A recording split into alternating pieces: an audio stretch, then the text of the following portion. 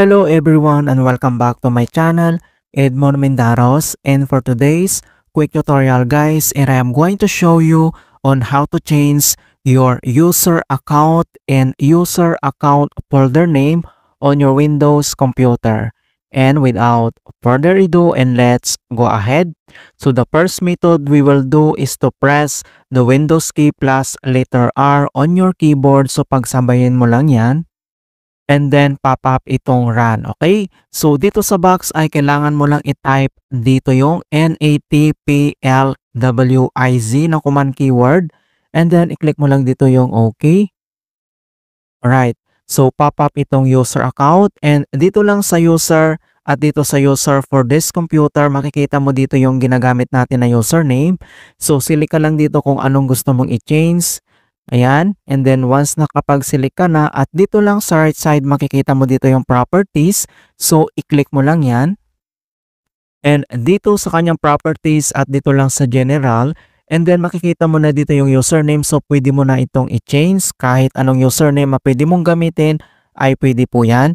At pwede ka rin maglagay dito ng full name and descriptions. So once nakapag-change ka na, and then i-click mo lang dito yung apply, and then click mo lang dito yung okay, alright?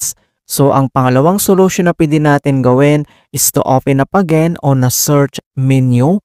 And dito sa search for apps, so type mo lang dito yung CMD or ito yung tinatawag na command prompt, and then kailangan mo lang mag-right click, select dito yung run as administrator.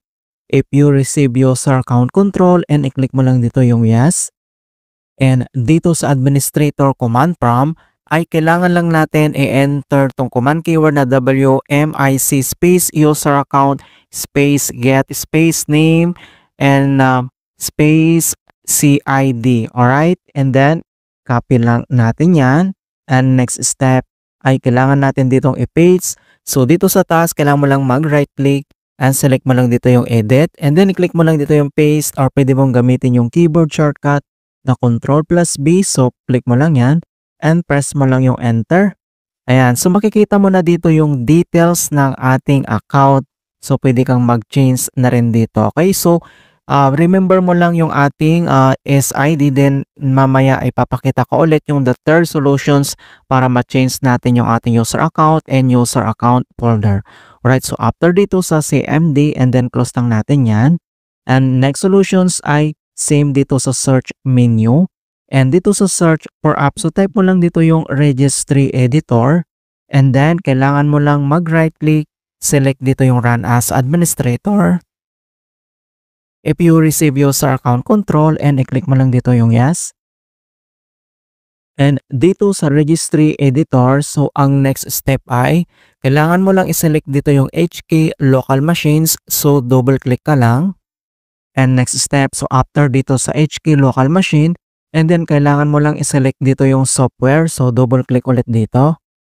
At dito sa software, ang next step ay kailangan mo lang i-locate dito yung Microsoft. Alright? So, dito sa Microsoft, double-click ulit. At dito sa Microsoft, ang next step ay kailangan mo lang i-locate dito yung Windows NT. So, kailangan mo lang mag-scroll down, and then ito na siya. So, dito sa Windows NT, so kailangan mo ulit mag-double-click.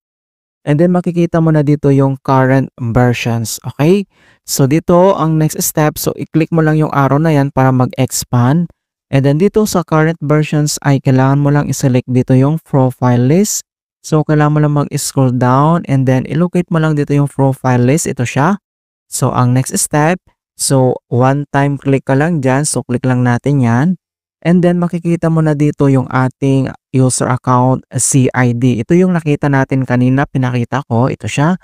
So kung paano ba natin i-change yung account, username and profile and folder name. And then tap mo lang itong ating profile list CID and number. So click mo lang yan.